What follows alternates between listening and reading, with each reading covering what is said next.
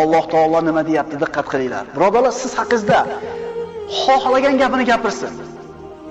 Sizning ustingizda xohlagan ishini qilaman desin. Kim aytgani bo'ladi? Alloh aytayapti. Shak shubhasiz biz ular sizni masxara qilib aytayotgan so'zlaridan dilingiz siqilishini bilurmiz. Bandalarim dillari siqilayotganini men bilaman, deyapti. Muhammad alayhisalom haqida shunaqa gap gapirilgan. Ey Muhammad alayhisalom, bularni gapirayotgan gapidan qilayotgan ishidan sizni dilingiz siqilayotganligini men bilaman, deyapti. Endi nima qiling, deyapti. Xuddi shularga o'xshab borib gap qaytaring, ularga shu o'zlariga yarasha ish qiling yoki shu fe'liga yarasha fe'l qiling dedimi? Nima deyapti?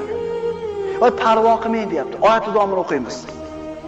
Shak shubhasiz biz sizni ular masxara qilib aytayotgan so'zlarini eshitib siqilayotganligingizni bilamiz biz, deyapti.